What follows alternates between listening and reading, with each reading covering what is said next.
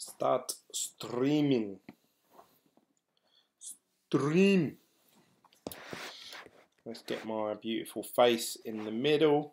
Oh, I went to live pretty quick. So, welcome guys, welcome back to my cryptocurrency channel called Glen. My name's Glenn and this is my cryptocurrency journey. I'm trying to vlog as I go along and trying to keep it real for you watching.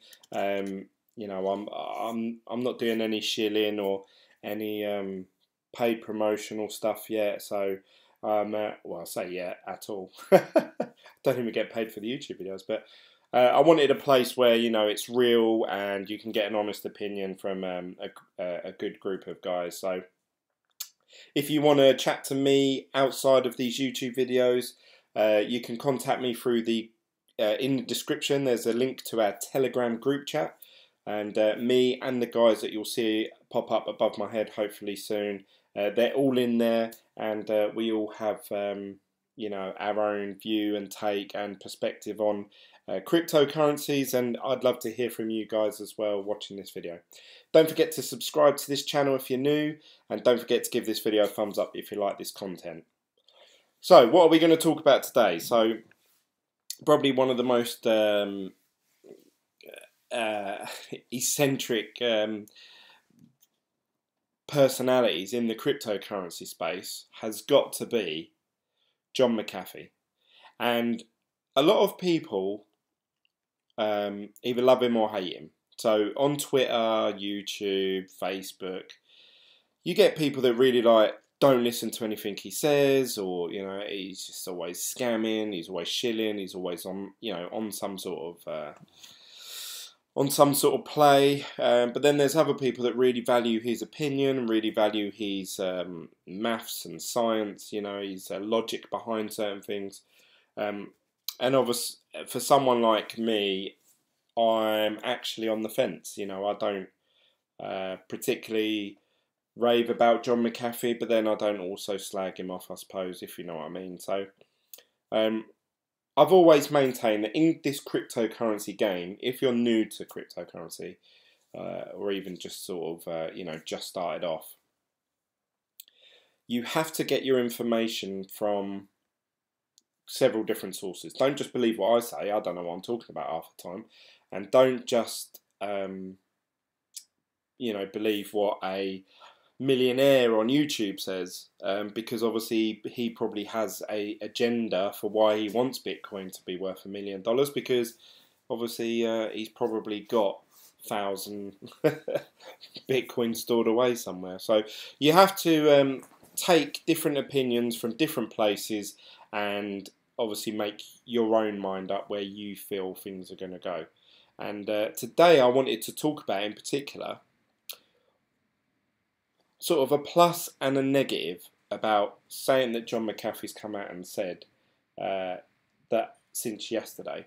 So if you guys want to join in at any point, feel free to jump in and chat to me via the live chat, or you can comment down in the section below if you're watching this when it's not live. I'd love to hear your thoughts on whether you think John McAfee is either full of crap or full of knowledge. You know, I'd love to get your perspective on several things. Now, it has been my opinion for a while that Bitcoin will go up in price, but at sort of the levels that, say, John McAfee has quoted for quite a while now, he's stuck to his guns. He hasn't really changed his mind on it in the last 6 months. He's claimed that if Bitcoin's not worth $1 million by the end of, I think it was 2020 or by 2020, he was going to eat his own dick on live TV. That's the bet he made. If you're in cryptocurrency, as many of the guys in the live chat in a minute probably are, we've heard this story so many times. It's just become like a little ongoing joke now. But today he took it a step further actually, but then he also backtracked on something else he'd done. It really got me thinking, like, you know, how much credibility has this guy got? Frederick's joined in. He says, hey, hey, hey. Hey, hey, hey. Nice to see you, Fred. Thanks for joining as always. Loyal viewer. And, yeah, it got me thinking, you know, who can you trust on YouTube? Maybe not YouTube, but in you know, in a social space about cryptocurrency. Obviously, coming into YouTube, sorry, cryptocurrency, particularly for me, YouTube. You know, there's certain characters that you follow, and if I look back and think, you know, Crypto Nick and Trevon James, and I saw what I thought when I first started. You know, I didn't know who Nick was. I didn't even know his name. I didn't know who Trevon James was.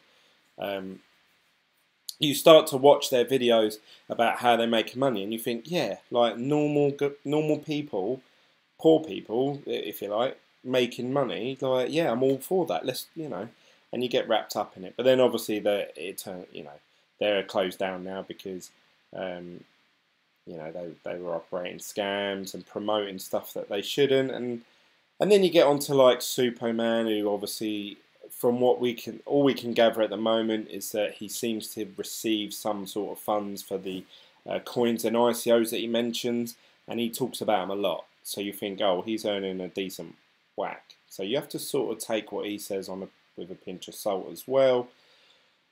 And then I watch other cryptocurrency people on YouTube, and even people on Twitter. You know, I check Twitter quite a lot now. I never used to. I sort of more read other people. I don't post too many posts myself. But sorry, I'm just telling the guys in the group chat that we're live. It got me thinking, who can you trust? And then you know, I know you shouldn't trust anyone. But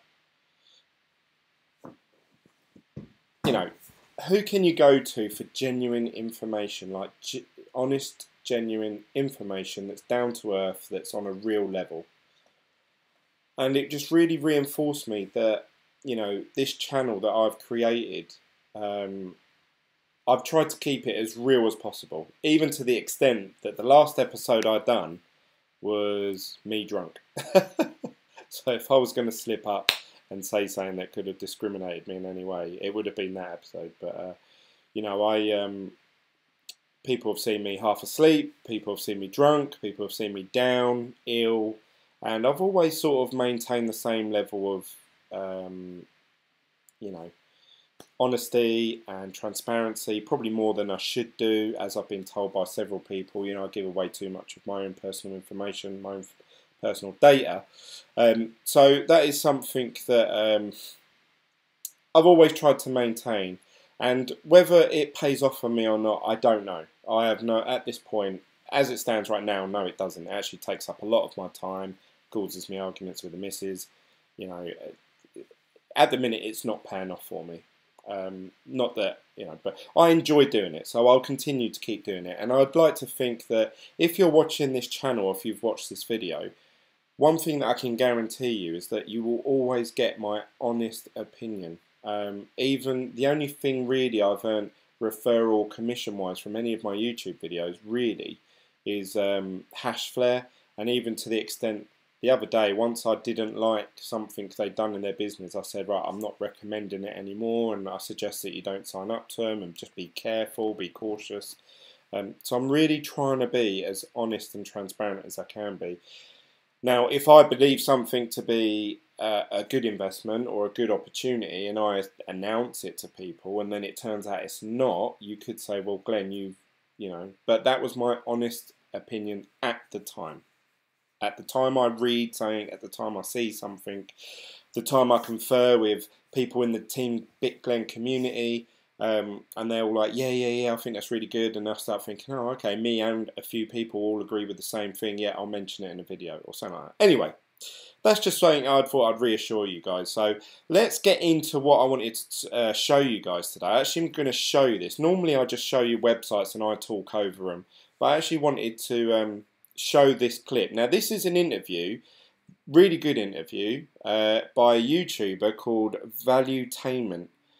He's got his own YouTube channel, and he does loads of videos about how to be a millionaire, how to earn so much passive income, and again, obviously, I don't know. Until this, I really only watched this video for obviously John McAfee, but it was a really good interview. So obviously, we have to give props to him because it's his interview, and I'm showing you guys what he said. So there's two sides to this, and I believe the order that I'd actually prefer to chat it the other way around, but he actually mentions the negative thing first. So I'm gonna actually fast forward this. Let's just remember that, guys. So. No, actually, sod it. Let's just do it in the order that he says it. So this is the negative thing that I wanted to bring up about John McAfee and how it's changed my opinion of him. JMS has joined in. He said, I watched that earlier. Thanks for joining, JMS. Always good to chat to you, mate. Necromancer, he says, who said that? With some sort of weird sicky face. Astonished. Ooh, that's a good word. So let's get into it. Let me... turn my volume up on my speakers. Hopefully you can hear this, guys, properly, and it'll come out well in the video. A little bit to Bitcoin, and then we'll wrap up. So when it comes to Bitcoin, you have been known as one of the bigger voices, if not the biggest voice in the Bitcoin world. And you've said, I think your prediction was by the end of 2018, you think Bitcoin's going to hit 78,000. I think your projection was 78,000 by the end of 2018. I think you said $1 million. I didn't make a 2018 projection. I made a 2020 projection of 1 million. I think you said 78,000 to somebody for 2018. I remember seeing 78,000. If I'm wrong, well, I'm wrong. You may have seen that, and it may have been written, but I promise you, I did not say that. Quite a few people said $40,000, $50,000. You're probably so. This guy has called him out and said, oh, you said by the end of 2018, Bitcoin's going to be worth about $78,000. 78,000. Now, if he'd said, yeah, I probably did say that. I might have said it somewhere. But what he actually said then was, you may have seen it written and you may have seen it published somewhere, but I've never said that. I've never ever said that. I mean, realistically, that's probably a more realistic prediction. If he'd said, if Bitcoin isn't 78,000 by this time, I would say it's more of a better prediction than the 1 million that he's predicted. So let's see what this is an interview. Now, the guy who's done this, obviously, he's talking to him face to face. He's called him out, not just once, he said it twice. He went, I'm pretty sure you said 78,000. And he's gone, nope, never said that, never said that. Obviously, they've gone back home, edited the video, and then they've inserted a clip of when he has actually said that Bitcoin was going to be worth 78, or what he believes will be worth 78,000. Let's check that out. Even higher than that in your estimation, if it's going to get to $1 million by 2020, they're saying $40,000, $50,000 by the end of 2018 is what many people are expecting now. No, my figure's at 78,000 by the end of 2018. Yeah, so are you familiar with the... So obviously, you know, at some point in December 2017, now you got to remember Bitcoin was worth about 20,000 at that point, or you know, between 15 and 20,000. So for them to be saying, oh, 50,000 by the end of 2018, you've got to think, well, actually, that's probably not a bad bet at that point. And then he has said, you know, no, actually, I think it's going to be worth 78,000. So, and that is a really random figure as well. Whether he just plucked that out of thin air or in his head, he has a set timeline. Now, he might not be confident that he's, you know, right, but he's really confident about the 1 million in 2020, or so he seems in his video. So that sort of made me think, if he can't even remember quoting this 78,000, or he's not that confident that Bitcoin's going to be 78,000 by the end of 2018, or maybe he's backtracking, or maybe he didn't realise he said it on a live. It was on a live video on some news article when Bitcoin was going through the roof. You know, it would be quite easy to predict something like that. But then for him to say, no, I never said that, absolutely did not say that. You know, let's go back to what he said. Let's go back to him asking about the 78,000. Just, I want to show you how clear this guy is. Discussing with my wife. I made a 2020 projection. Somebody. Trust with what, sir? Right, so it's at the end of this topic. He's Such talking thing about as trust. This interview goes on for about 48 Whatever minutes, happens, but an hour, trust I think. you in this situation and in all but the situations. cryptocurrency is only in the last 10 minutes or so. I wish we could. Interesting perspective. So listen to this guy let's call transition him a out little on bit the to Bitcoin, and then we'll wrap up. So when it comes to Bitcoin, you have been known as one of the bigger voices, if not the biggest voice in the Bitcoin world. And you've said, I think your prediction was by the end of 2018, you think Bitcoin's going to hit 78,000. I think your projection was 78,000 by the end of 2018. I think you said $1 million. I didn't make a 2018 projection. I made a 2020 projection of 1 million. I think you said 78,000 to somebody for 2018. I remember seeing 78,000. If I'm wrong, I'm wrong. You may have seen that, and it may have been written, but I promise you, I did not say that. Quite a few people said $40,000, $50,000. You're probably. So this makes me think, oh, if he is just throwing random figures out there and he's not even sticking to them, why the hell would anyone believe him with this $1 million prediction for a Bitcoin?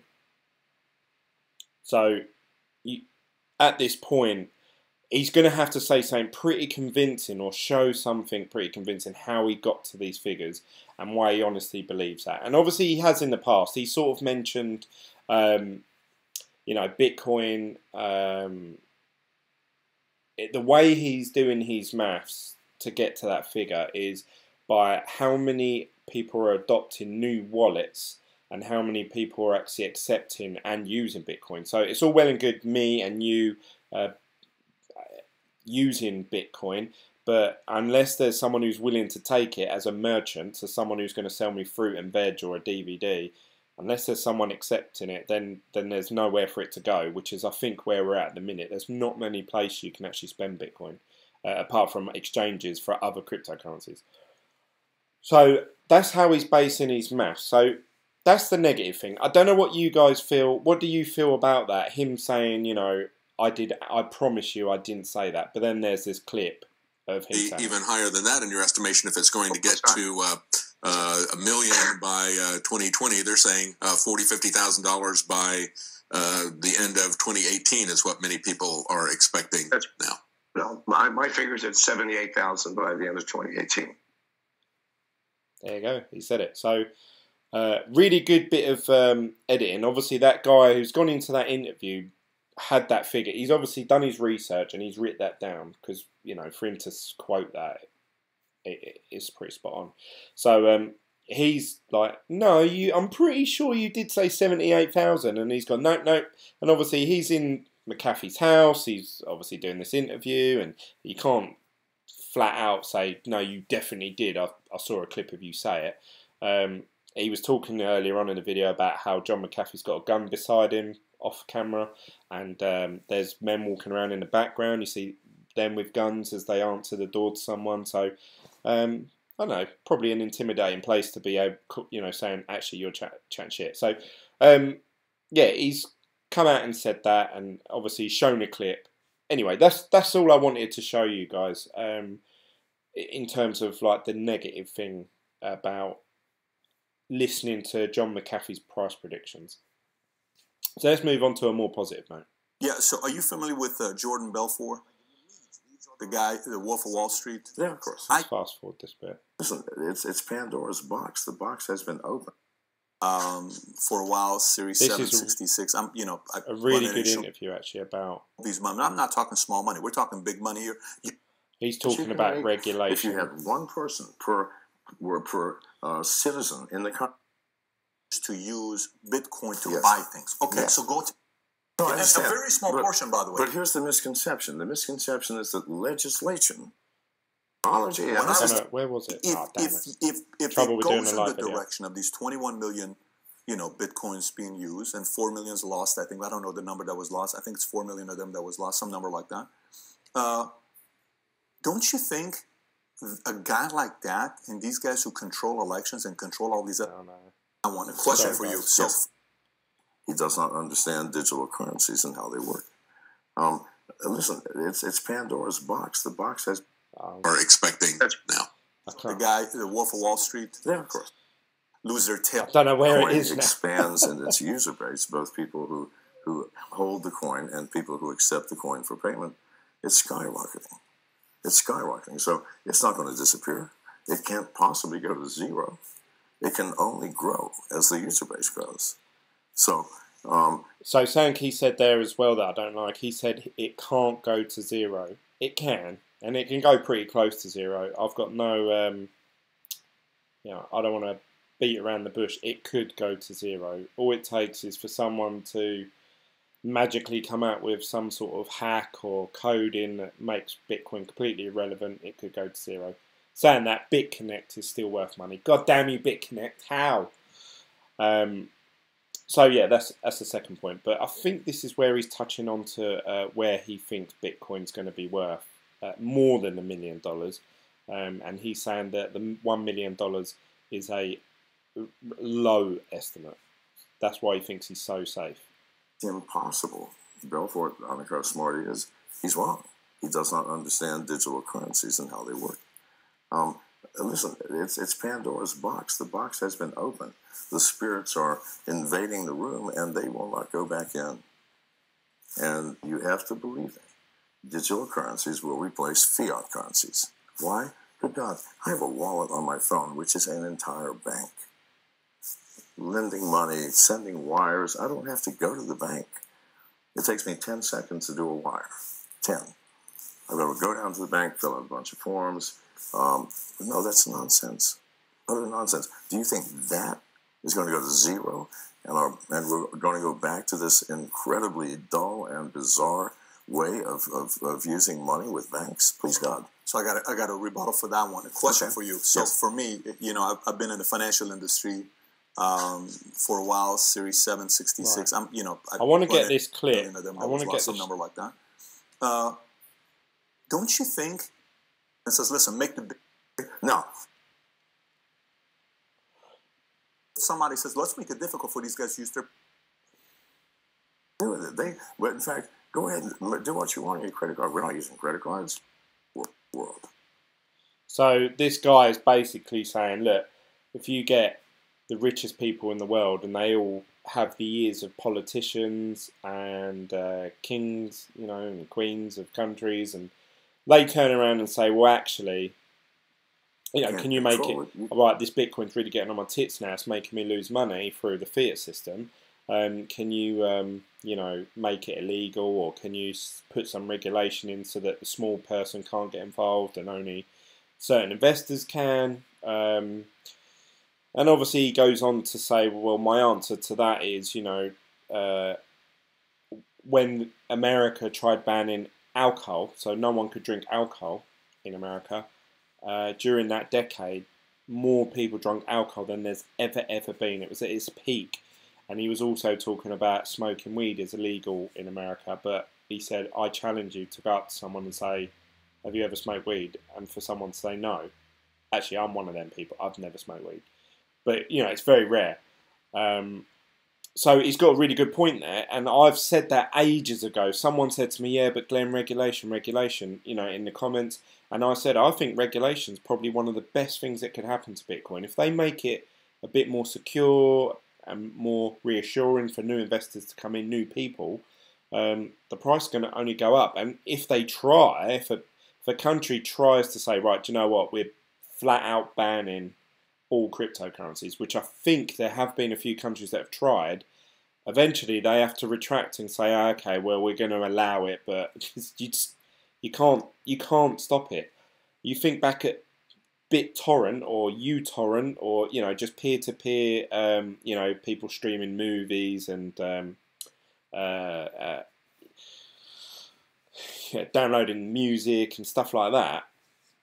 They couldn't stop it. I remember them saying, "Oh, if we find you, you're going to be fined £5,000 for your house," or blah blah blah. Then they changed it to they were going to attack the big websites like Pirate Bay and LimeWire and uTorrent and stuff like that. And they were going to shut the websites down. And they shut the websites down and the websites just reset up. But instead of it being like piratebay.com, it changed to like piratebay.eu or Russia or whatever the different website addresses are. And in the end, now the government's approached the internet providers. So the person who provides my internet, they've actually said to them, if Glenn tries to view this website, we want you to put a little bar thing up. Now, if I really wanted to be, challenging, I'll just put an IP blocker or something along the lines. And I could probably still access that website and download all the latest movies. And we all know this. We can all get all the latest movies for free. This is just an example of the government they've said, look, if you do this, it's illegal. But it would be very hard for us to actually monitor it. I don't see how they can monitor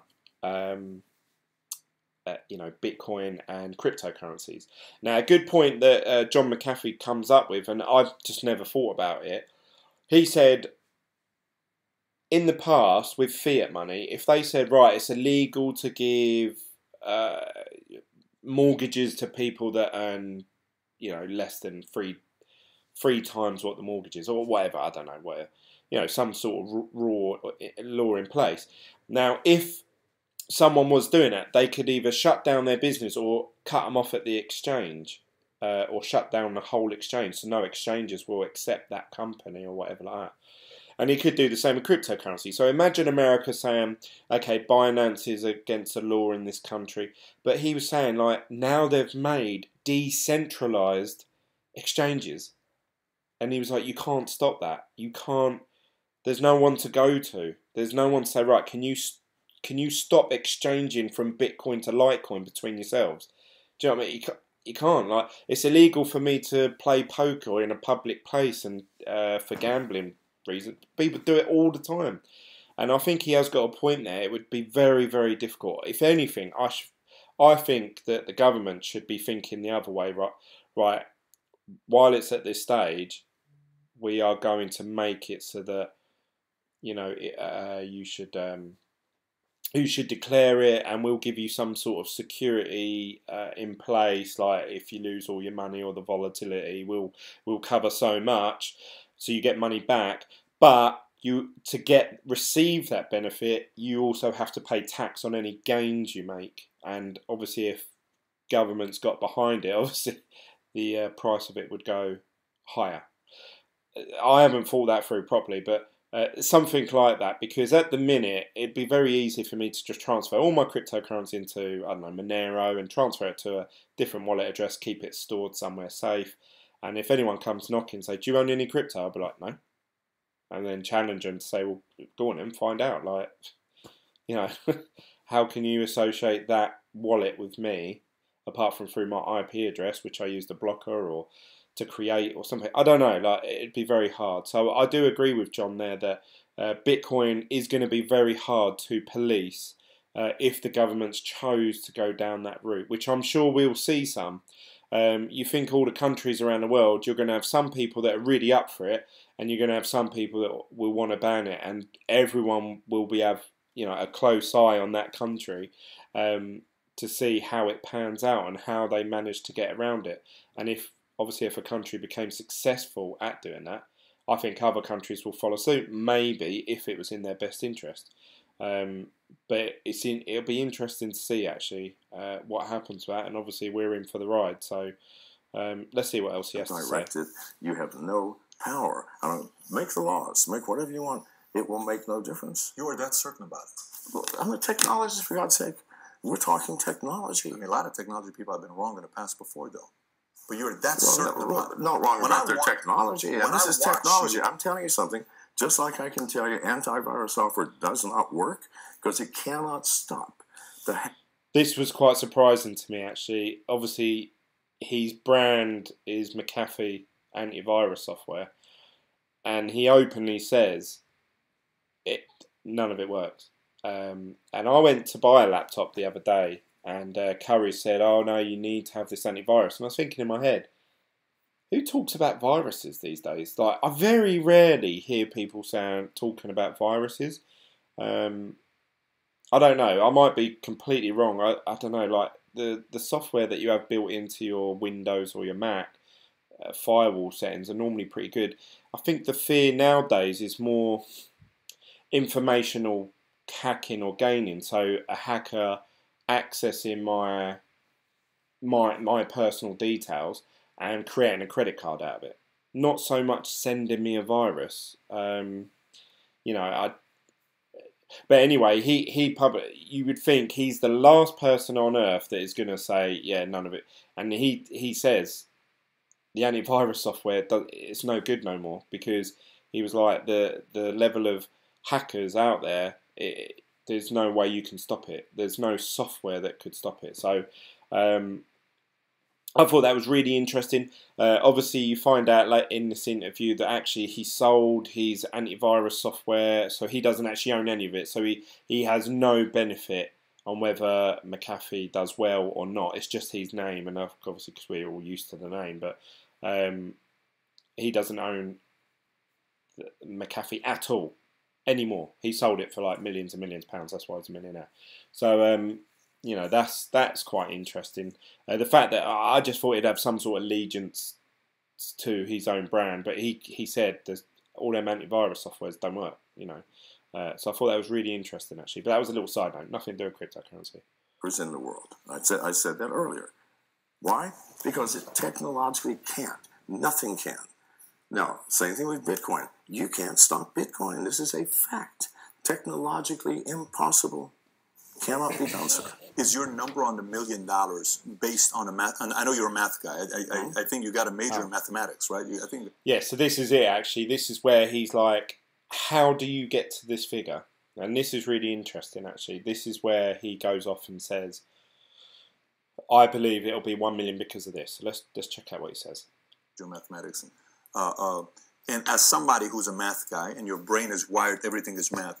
Did you come up with $1 million based on a formula, or did you come up with $1 million of assumption of what you think is going to take? I came at it two ways. I looked at the number of users, the user growth, and I chose $1 million because it has to be more than $1 million. I can guarantee it. I came at it that way. It came up with maybe between 3 and 7 million. I came at it Right. So he's saying there. He said it quite quickly. He's saying based on the amount of users, which I think has been quite stagnated recently, but then saying that, the price has been quite stagnated, so I suppose they correlate. You could say they correlate. The more people there are trying to buy Bitcoin, the less of it there is to go around, therefore pushing the price up. So that's quite interesting. Sometimes we don't understand why is Bitcoin not going up? Why is Bitcoin going down? And you know, if no one's joining Bitcoin, if no one's creating a wallet and buying into it, then yeah, it's just going to stay as it is. And I've been saying this for a few months now. I feel like we're in a rat race amongst ourselves. So it's the same 40,000 people that are involved in cryptocurrency or whatever. I don't know how many people are involved in it now, but it seems like it's the same group of people, and all we're doing is just buying and selling off each other and trying to get one over on each other. Oh look, I invested in Bitcoin today, or I invested in Ethereum, that went up more today. So it feels like we're the same group of people, but throughout the year, I think obviously that's going to increase. And as the more people get involved in cryptocurrency, the more the Bitcoin's going to go up. But what he's saying is, based on that information, the amount of people that have joined cryptocurrency, if you look at that line, you can correlate it to say, right, okay, well, without, just for example's sake, I'm not saying this is like how, you know, is that maths, but say if I was to say, 100 new people came into the system this year, if that was to continue for the next 2 or 3 years, we would have 300 or 400 people. If you correlate that with the price of where it was when the first 100 people joined to where the 300, you know, you got 3 times the price of the coin, so therefore, you know, if it was worth $100, it's now worth $300. So I think that's where he's got in his figures. Now, he's saying that he actually believes that, I think he said they're between 5 and 7 million, was it? So he's basically come out and said, I believe Bitcoin to be worth about $5 million to $7 million by 2020. So then to cover himself, because he's quite sure of that figure, he's actually come back and saying, right, I think Bitcoin will be worth $1 million by 2020, because then he's covered himself by about between 4 and 6 million. So he's actually given himself a massive bust in his maths and in his opinion. So let's see what else he has to say. Of assumption of what you think is going to take I came at it two ways. I looked at the number of users, the user growth, and I chose $1 million because it has to be more than $1 million. I can guarantee it. I came at it that way. It came up with maybe between 3 and 7 million. I came at it the mining way, okay, which I believe is a lot more balanced. The last Bitcoin to be mined. Okay, there's 10,000 miners. Thank you, Jimmy. The difficulty rate for that last Bitcoin is going to be almost infinite. It's going to cost $4 to $5 billion to mine that last coin. Right, now this bit's a bit more sketchy. So he was saying he's come to that valuation 2 separate ways. Obviously, I've just said about the Bitcoin wallet adoption and merchant and stuff adoption. So the more people that are involved, the higher the price is going to go up. That's one way. But what he's saying is, the other way is, Bitcoin surely should be worth what it costs to mine it. So if it costs $100 today to mine a Bitcoin, then the inherent worth of a Bitcoin is $100. If you divide, you divide that over how many Bitcoins there are left and stuff like that. So that's the figure that he's got to. So and I don't know how he's got this about, but he's saying that the cost of mining the very last Bitcoin is going to be, did he say $4 billion? So imagine that's every ASIC and GPU costs over the whole world, all mining this one Bitcoin, because obviously it'll be last. So all these miners will be getting, 0.0000001 of a Bitcoin. But obviously at that point in time, the only way people are going to be, it's going to be worth doing that is if it's worth a crazy sum of money. So let's see what else he has to finish off to say. Okay, there's 10,000 miners. Thank you, Jimmy. The difficulty rate for that last... He says 10,000 miners. I don't know if he means ASIC miners or 10,000 people with farms. I don't know what he means by that, but we'll forget what he said there. Bitcoin is going to be almost infinite. It's going to cost $4 to $5 billion to mine that last coin, and miners are going to do it. The value of that coin has got to be more than the work put in to mine the fucker. So if it costs, let's say, even $1 billion, all right, so $1 billion, the last one. Well, let's work backwards from there and find out what the end of 2020 is going to be. So 2 ways come up with the same number. That's 5 million is probably the thing. 1 million, it's way outside the lower range, so I'm very safe. It's fascinating. So yeah, there you go. He's saying between 5 to 7, and his logic there was it's going to cost 4 to 5 billion to mine the very last Bitcoin. Therefore, if there's 21 million Bitcoin, and I don't know how I'm going to work this out, but let's say he even said, look, even if you just do it, it's going to cost 1 billion to mine the last Bitcoin. Let's do 1 billion, which I believe is that. And then so that's the cost of mining the last Bitcoin. Now obviously if we divide that by 21 million, because that's how many Bitcoins there will be. No, I've done that the wrong way around, didn't I? 21 million divided by 1 billion. Is that right? No.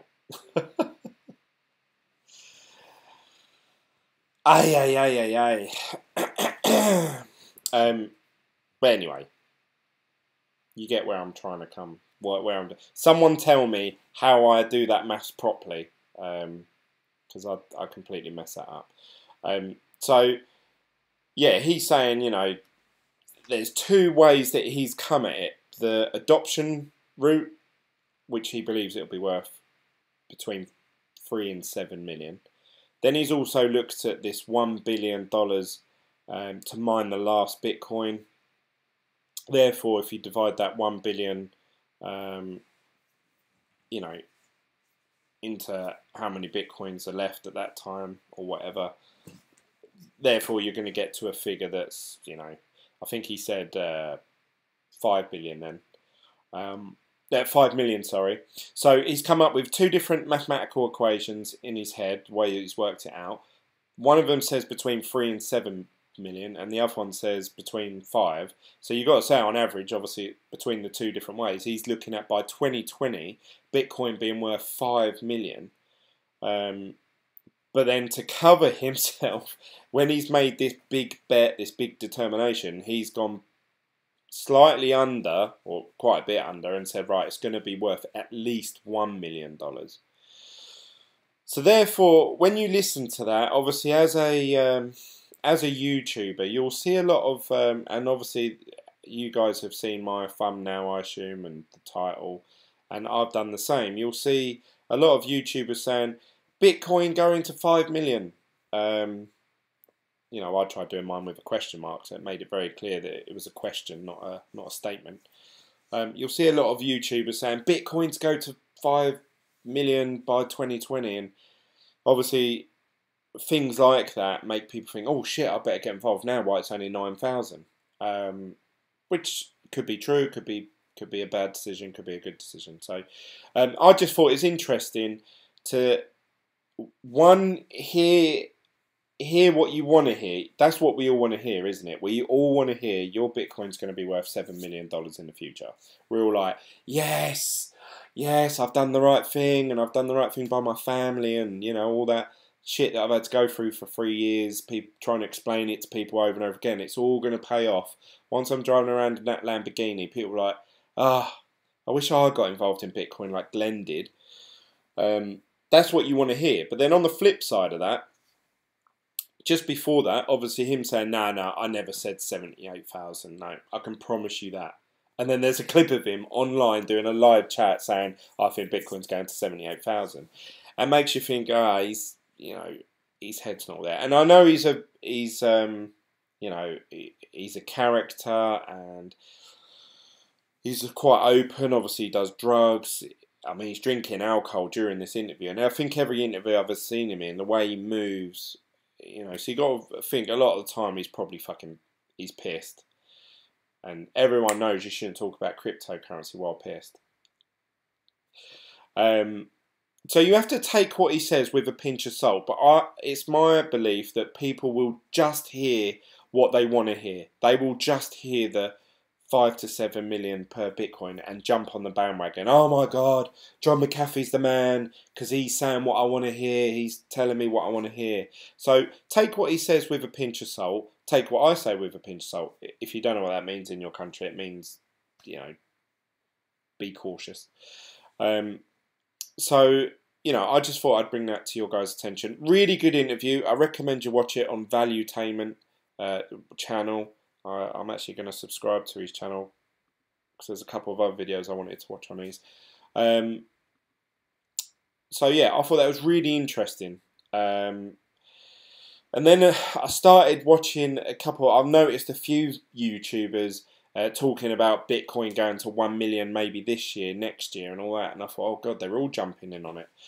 So I felt a bit left behind, really. But I wanted to discuss more the, you know, you've got to be unbiased and in between. And that's why I started this video off with talking about you're always going to get an honest opinion out of me, an honest view. You know, I honestly believe that Bitcoin will increase in value. I don't think it will replace currency. I think they'll run alongside each other and complement each other. Maybe one day we'll see Bitcoin overthrow it and become more popular than fiat, but fiat I think it's always going to be there, and we'll have that choice. I think it'll be more regulated. I think they'll start saying things like you can only invest in Bitcoin if you've got the right accreditation or something like that, which is going to make it very difficult for people. But as John McAfee said, you know, they've got decentralized exchanges. Exchanges, you can't approach them. Who do you talk to? Like, you can go to the people who originally set it up and say, right, shut it down. And they go, well, we can't. We made the code, we released it, and now it's in the wild. It's up to other people to develop it. Even if you arrest me, someone else will carry on developing it if they're receiving transaction fees and stuff like that. So it really got me thinking, yeah, he's really got a good point there with the decentralized exchanges, that they're going to be the game changer. We're all thinking, oh yeah, privacy coins, because, you know, you can send money. But, you know, he's right. If you couldn't buy Monero from an exchange or from someone, where would you go? Like, how would you obtain it? But if there's decentralized exchanges that the governments can't shut down or touch, yeah, they could say, Glenn, it's now illegal for you to do it. But again, as long as my internet history is hidden, and I don't know, like, how would they police that? How would they maintain that? So I found that really interesting, actually, and I thought I'd bring that up with you guys today. What are all your thoughts? What do you think Bitcoin's going to go to by 2020? What do you think about John McAfee? How do you feel about him obviously making that slip up with saying, no, I promise you I never said 78,000 by the end of 18. But then obviously we're supposed, or not supposed to, it's up to us, but how, credibility-wise, how are you supposed to trust what he says with the 1 million by 2020? What are your thoughts about him suggesting that it could be worth $7 million by 2020? I'd love to hear all your thoughts down below. So let's catch up with what people are saying, because I like chatting to you guys, and I've neglected you a bit there. Sorry.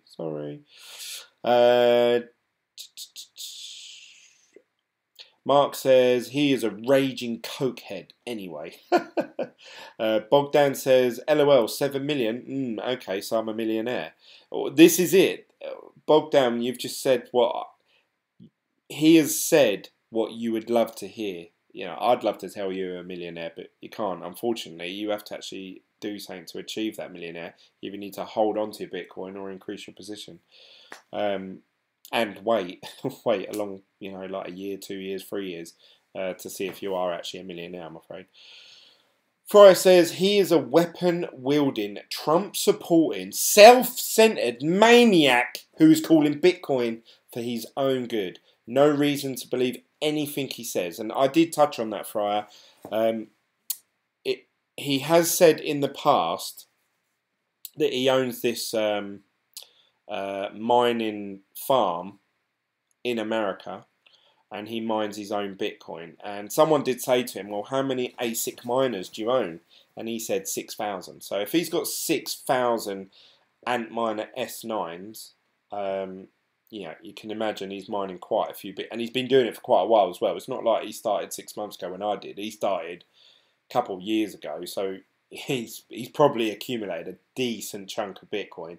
So if anyone's to profit from Bitcoin going up to 1 million, he's going to be one of the key persons. So again, you have to take what he says, because he knows every time he says something like that, mugs like me are going to do YouTube videos about it. Now we're all talking about it. Now we're getting excited about it. Now we're all like, oh shit, I better buy some more Bitcoin. So he's then profiting from it. So you have to be a bit cautious with what information you hear and what you believe.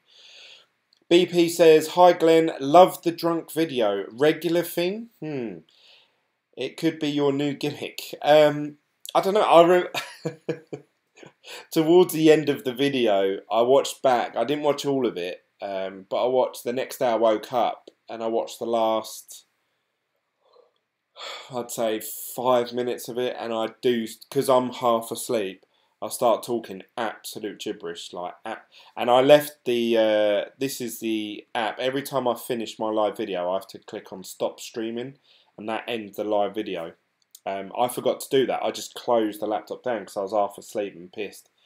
So people saying, Glenn, we're getting notifications all night saying you're going live, but it was every time the laptop was connecting to the internet, it was trying to stream live from my laptop. So I had to delete loads of videos. They're all like 5 second long videos. which is quite disturbing actually. But that's my own fault. I left that software running. So yeah, it's very rare that I get pissed actually. That was probably, I would say this year, that was the first time. And last year I probably only got pissed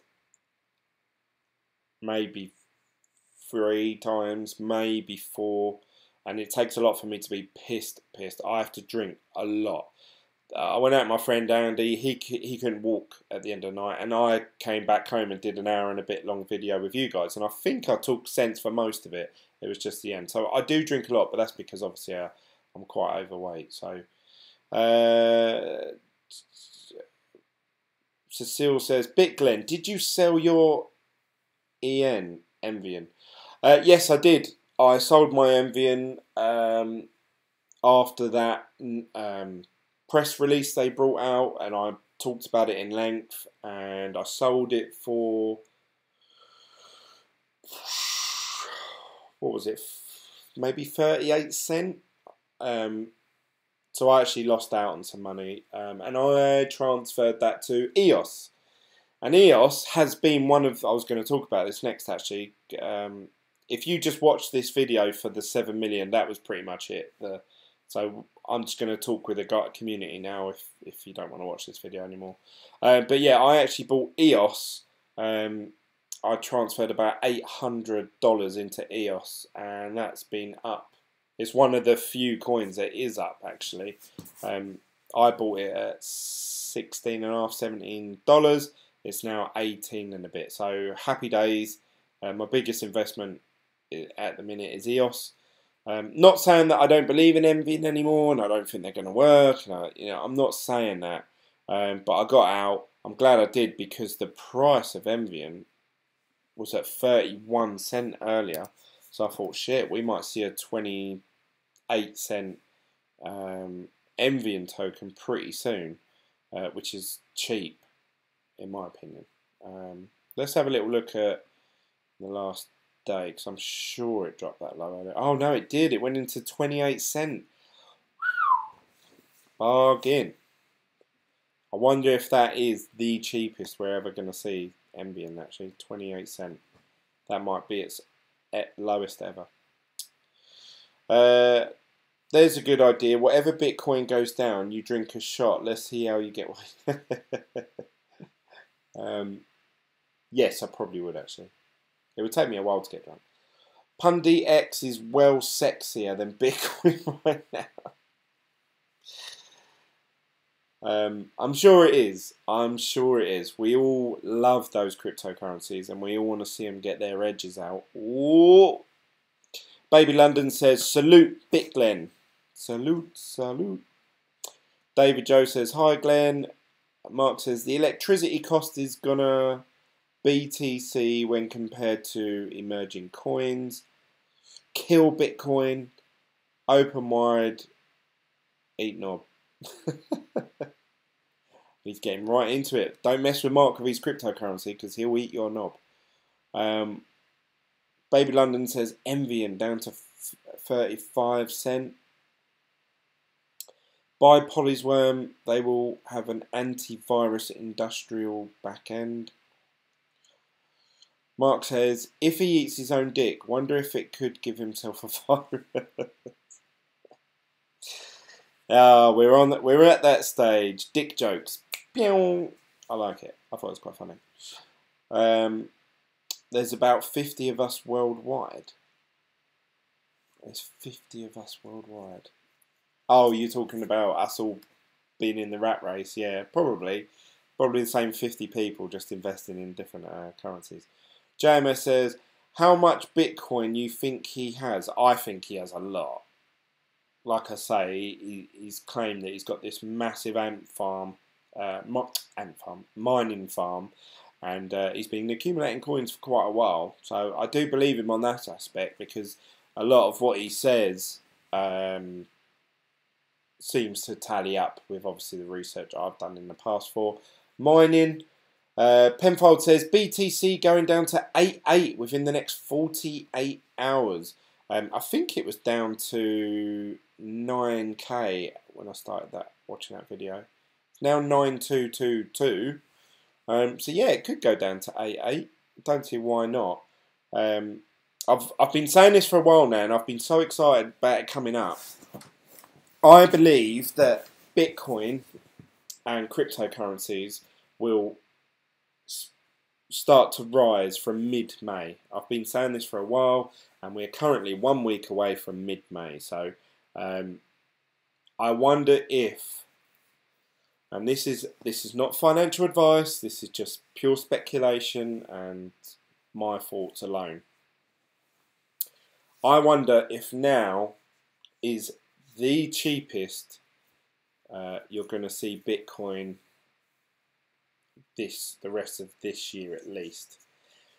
It's quite a bold statement. It could be completely wrong. We might see, you know, a 6k Bitcoin in the next few months, but I don't know. I've just got a really strong gut feeling that this is the cheapest you're going to see Bitcoin for a while. So I don't know. Makes me feel like I should buy some more. Unless everyone utters the word enough. If it's not profitable to mine, people won't mine it. Well, it probably would be profitable because, you know, let's say you're only mining 0.000000001 of a Bitcoin. If you mine that amount, and obviously you're in the mentality of like how we are now, like, oh yeah, that doesn't cover the gas and electric, don't cover the bills, don't cover the heating for me to be in this room for it to be worth it. But obviously, if the price of Bitcoin goes up, you could potentially be looking at worth, you know, one Satoshi being worth $100, whereas obviously one whole Bitcoin could be worth, you know, $7 million or whatever. I'm just using rough maths, but you see what I mean. The amount of Bitcoin that you mine is going to go down every week. I was reading an article the other day saying even though Bitcoin has crashed, the demand for miners is as high as it's ever been. So even in the downtime, people want to mine. So it just makes me think the whole mining process now is done. I've missed that boat, unfortunately. Because even if I was to buy a mining rig and started mining random coins, are they going to be profitable? Are they going to be a scam token somehow? They accumulate my data and then do something to my computer. I don't know. I don't know the answers to that, but we will see, I suppose. It's all a dream, this visit to the moon. Baby London says, if Bitcoin is 5 million per coin, that's a market cap of, I believe that's $105 trillion. Is that right? On the other hand, pullback, I would get into Pundit X. This is where we need for the adoption. I completely skipped all that. On the next pullback, I would get into Pundit X. This is what we need for adoption. Russell says HH. Ian says 105 trillion. That's 105 trillion, by the way. The current value of all money is now 60 trillion. Yeah, I mean, these figures that we're all throwing around are, you know, sky high, and it'd be easy for someone to sit back and say, actually, I don't think Bitcoin's going to go past 20k. And it could be right, you know, that's still a lot of money, but I think people have set up in their minds this really high expectation, and unless Bitcoin lives up to it, they're either going to be disappointed or pissed off. So I'm not expecting anything. If Bitcoin was still worth, whatever she's worth now, $10,000, then so be it. I think I'm losing track of what I'm saying now. I must be tired. Cardano is a practical and profitable coin, far better economy and coin in person. Yeah, I think Cardano's having a few issues though, and also IOTA with their wallets and their mining software, not mining, but operational software. So we'll wait to see. If you're taking a bit of a punt if you invest in them at the minute, they're cheap. You know, Cardano's 32 cents, but it could be worth $32 one day, and that's obviously massive gains then.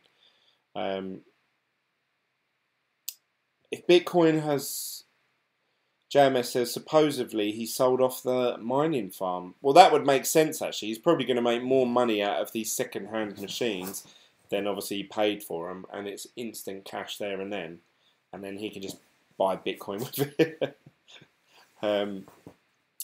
Cash will slot into IOTA, EOS, Ethereum, Cardano, and then the company coins like Syrian and Pundit X. Bogdan says, I think even with 100k would be great in the next 2 years. Forget the 7 million BS. Yeah, that is right. You're on the same wavelength as me, Bogdan. I've said many a times in these videos, and I'm sure someone will be able to back me up. You know, it's really hard to do price predictions, but it's my honest belief that Bitcoin will hit at some point this year 30k.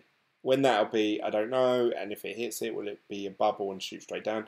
Yeah, it probably will be. So I think at some point it will hit 30k. I think that's a sensible option, and then if it really does well next year, it could be worth, I'm going to say 40 to 50,000. But I can't see it being that price for very long. I can't see it being that price the whole time. If we have a 70% dip like we did with Bitcoin a little while ago, you know, if you own a Bitcoin and it's worth 50,000, but you lose 70% of that, you're talking about your Bitcoin being worth, I don't know, what is that? That's going to be something like 28, 29 million or something. 1,000, sorry. So yeah, you're still going to be well up from where we are now. I honestly believe that now's the cheapest time to buy Bitcoin before the big spike. Hey Glenn, been following you since before the Envian ICO. I thought I'd let you know that there is a lawsuit against Envian. Get out before it hits 0. I didn't know that. What's this news? Where did you get that from? What's that name? Shannon? I'd love to hear your thoughts about that. You're the first person that's ever mentioned it to me. Thought it was weird, says Russell. We've got a comment here saying, nice one, Glenn. EOS is cool as fuck. I have actually got an EOS video that I'm just finishing editing off, and I was going to upload it today. I weren't going to do this video. I was just going to upload the EOS video, and I probably would have done that, to be honest. So I've actually sacrificed doing that video for this one. But you should see the EOS video that I've done probably tomorrow at some point. Then I've done one for Litecoin. And then obviously I'll do the others as and when I get a chance. Envian put some uranium in the MMU. Trump does not mind. I've not heard any of that. Good evening, speculation team. Speculation. Yeah, if you halve the hash rate, it is more secure enough. Yes, it is insufficient now. Not going to get any more efficient. It's already been outdone. That's it. I'm actually up to date. Sweet. I'm going to put in 1k in Envy, and I was following people investing 5 to 10k. Jeez.